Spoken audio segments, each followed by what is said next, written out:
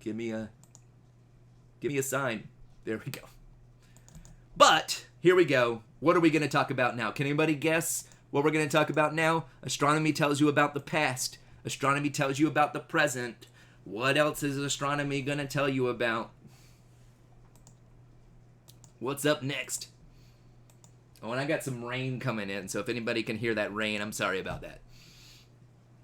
The future, the future. We're going to talk about the future. So, astronomy is a science, and one thing that sciences do is they make predictions about the future based on observations that we've had, things that we need to look into to see if our ideas are right? So let's talk a little, and the astronomy is going to tell us all kinds of things about the future. So let's just talk about just a couple of things that we've been able to figure out about the future based on what we have seen happen to other solar systems. We've seen so many solar systems out there, so many stars out there. We know what happens to them over time.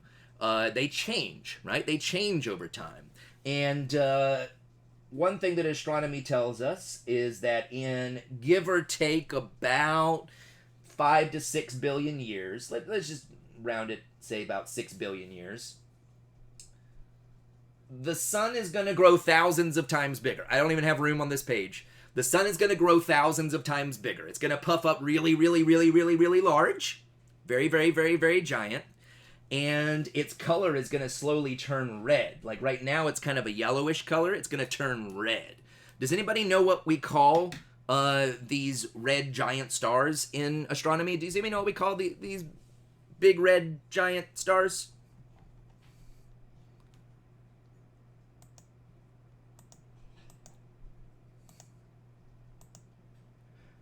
We call them red giants. Good job, guys. We call them red giants. There's a lot of stuff in astronomy. We just name it what it looks like. Yeah. And yeah, there's a lot of red giants out there. We now know that red giants are stars that are dying. Okay? It's like the first stage of the death of a star. Okay? And some stars out there will eventually become red supergiants. One of the most famous of which has actually been in the news recently. It's called Betelgeuse. That's actually the same name as like that movie, right? Betelgeuse is a supergiant star out there. It's been in the news recently because we think that it's getting real close to death, right? It's possible it may die soon. Now, some of you guys mentioned supernovas and explosions, right? Turns out that our sun won't actually go supernova, and we'll explain why in about 2 months. So, little tags for later. Keep watching if you want to find out why. But our sun, is not the kind of star that goes supernova, but it will become a red giant. Does that mean we're going to be okay? No, we're not going to be okay, because if the sun eventually grows thousands of times bigger, where will the Earth eventually be? Oh yeah, some people are saying a couple of other giant stars in there. That's pretty cool. But yeah, we'll be inside the sun, and at that point, the Earth will be completely vaporized. The Earth will be completely vaporized. We cannot withstand being inside the sun. So the Earth will be 100% destroyed by the sun. Destroyed so much that if you did not know it was there before, if you flew by our solar system after this happened, there would be no evidence that the Earth had ever existed. It would have been completely wiped out. So, basically, yeah, this is in about 5-6 billion years from now. There is an expiration date for the Earth, and it's around then, right? So, goodbye Earth at that point.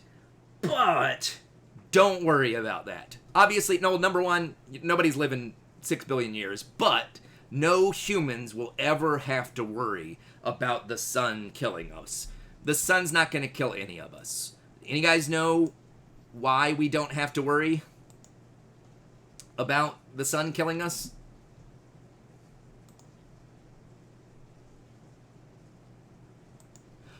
Somebody's asking, so there were other solar systems before our solar system that have been vaporized. In fact, there's evidence, we know, that parts of the Earth actually came from previous solar systems. And we'll talk about that when we talk about how the planets formed later. But yeah, so there definitely were other... The reason we know that this kind of stuff happens is because we have seen this kind of thing happening in other solar systems, and we've seen the results of it from other places. But yeah, so we don't need to worry about the sun killing us, because based on the number of times it's happened before, we know that the Earth will be hit by an asteroid big enough to kill all of human life at least a few times before the sun kills us. So don't worry about the sun. We'll totally be dead by then. These asteroids will wipe us out. So no human being that's living on Earth will make it to the sun killing everybody. It's okay. It's okay, guys. Don't worry about the sun. Because I mean, you guys know what I'm talking about, right? Like, what do we know an asteroid killed at one point? What do we know the asteroids have killed so far?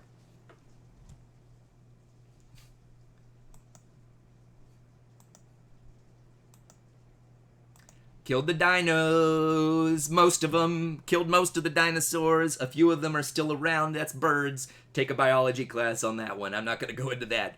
But yeah, there was a big asteroid that landed down near Mexico, right? Down near Mexico, which killed basically all the dinosaurs. Most of them. Again, not my area of expertise. But here's the thing. What you might not know is that was just the most recent time that an asteroid killed off most of the life on our planet. That asteroid didn't just kill dinosaurs, it killed 70% of all life on the planet. But it's not the first time it's happened. It's happened more than once on our planet. There's previous mass extinctions, some that were actually worse than the one that killed the dinosaurs. And some of those probably happened from other asteroid impacts, right? So, yeah, there's all kinds of stuff that could happen. And also, and somebody's asking, saying hopefully we'll be dead before that happens. Does anybody know when the earliest we think an asteroid that could kill everybody could hit the planet? Does anybody know when the earliest that would be? When could this happen? Somebody's saying 2020. Feels like it, doesn't it? Feels like it, doesn't it? Yeah, it could happen pretty much at any time.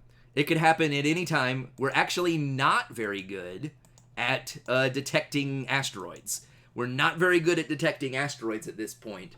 Because even though asteroids that are going to kill everybody seem pretty big, they're nowhere near the size of planets. Right? Like the one that killed the dinosaurs was only 10 kilometers wide. 10 kilometers wide. I'm not going to do the math too well in my head, but that's like 3 miles. That's not a very big thing. It doesn't take a very big rock to kill everybody. It could come in our lifetime. And at this point, we have no way to deal with it. And we just don't have enough money in NASA and in space research to deal with this problem that could happen at any time, right? And, yeah, so, and we'll also, check it out, we might not need to worry about this, because here's something else that astronomy tells us could happen. You guys already mentioned supernovas. I said that our sun will never go supernova. But there are nearby stars that could go supernova. And in case you don't know what a supernova is, it's when an entire star explodes, right? So here's my question.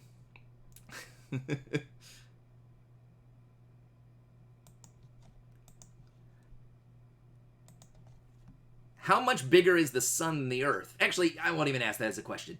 The sun, you could fit millions of Earths into the sun.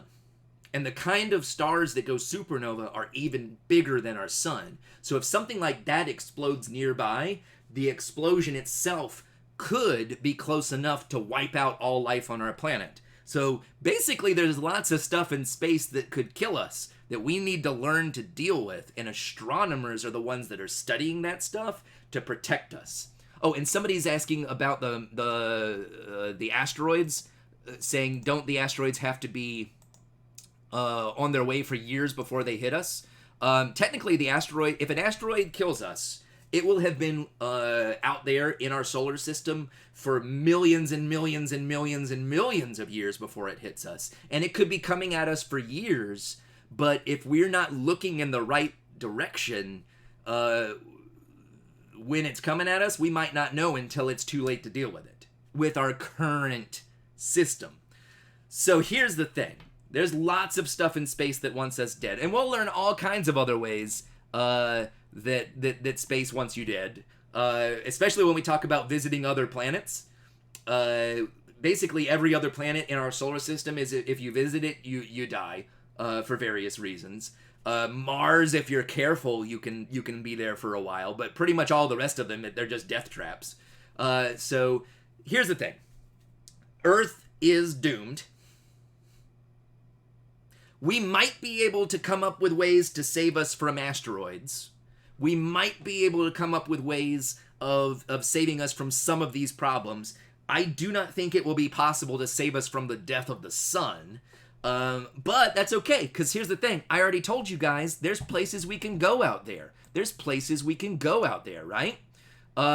Remember, there's trillions and trillions and trillions and trillions and trillions of planets out there. So if there's trillions and trillions and trillions and trillions of planets out there,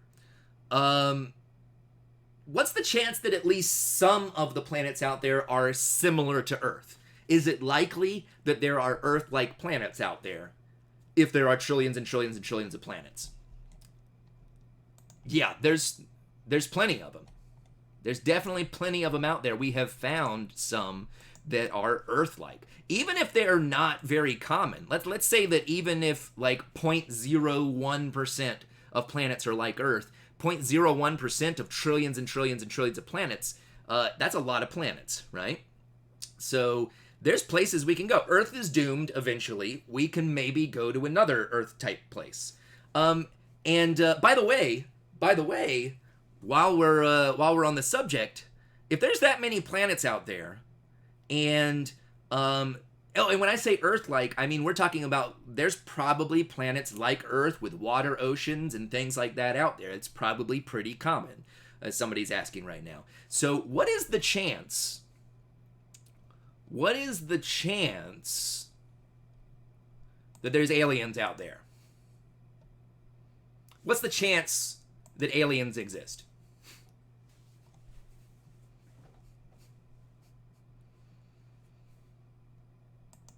Like, there's got to be aliens, right?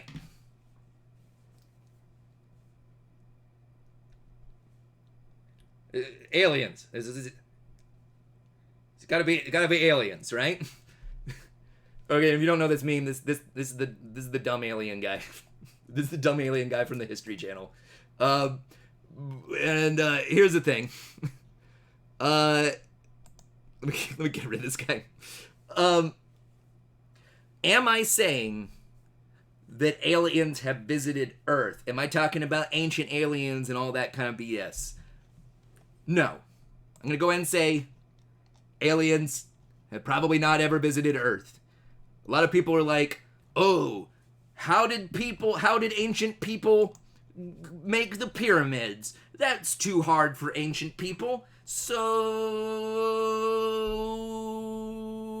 aliens.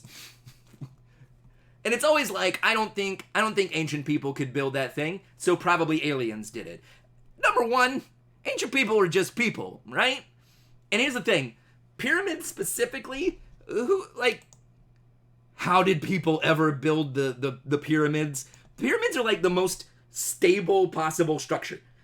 How did humans ever make a pile of rocks with the bottom the biggest? I don't know why people act like that's just an impossible task. Yeah, they're heavy, but look into the history of it. How did the ancient Egyptians build the pyramids? Slave labor. It was slave labor. That's how they did it. It's a much sadder story. It wasn't aliens. It was slaves. So, if the pyramids were like upside down, then I would be like, oh, how did they do it? But yeah, so I'm not saying aliens have visited us. But there's probably aliens living out there. There's just so many Earth-like planets that there's probably... Oh, and okay, I'm going to address this right now. Somebody's mentioning this, that the government made official that unidentified flying objects exist. They published that video recently and like, hey, check it out, UFO. People get the wrong idea of that.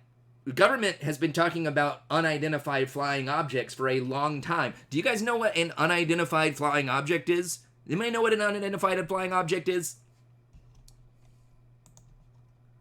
What's an unidentified flying object? Or, yeah, it is a UFO. It could be anything. UFO doesn't mean alien, okay? UFO doesn't mean alien.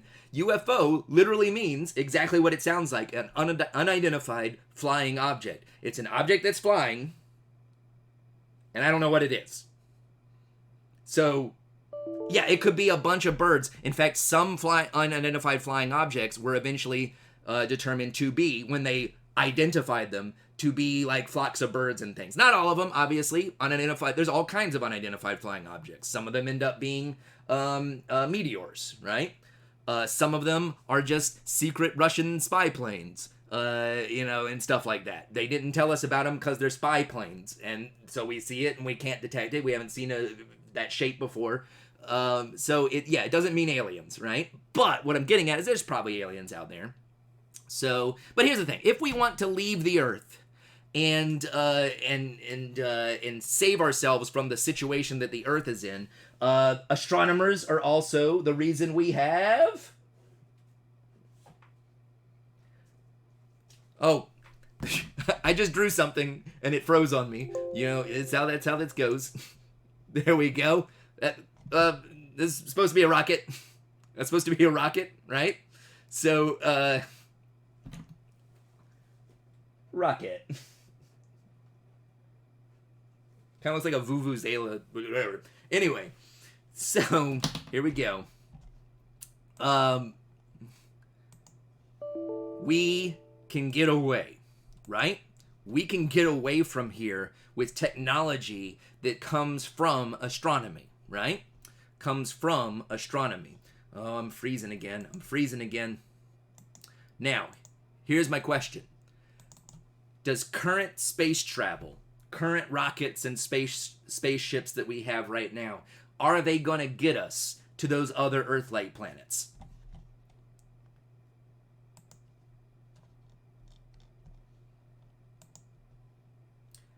Definitely not.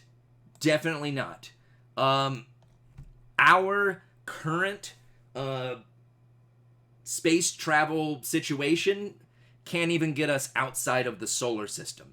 And when the sun dies, the whole solar system's not going to be a place you'd want to live, right? So, we're going to need to make space travel better, right? And unfortunately,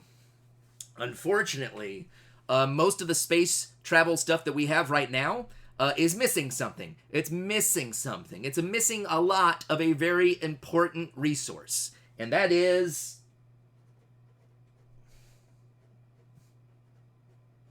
we're probably thinking like fuel or speed or something. Nope. We don't got enough money. Space research does not have enough money going into it. Do you guys know what we do to NASA's budget all the time? Do you guys know what we do to NASA's budget? We tank that. We're always taking money away from NASA. And even though astronomy seems like it's just some cool stuff to learn about, this will save our life one day. astronomy will save our life one day. These things will happen, and we're going to have to deal with them. And if we aren't studying them now, if we aren't putting money into space research now, we might not be ready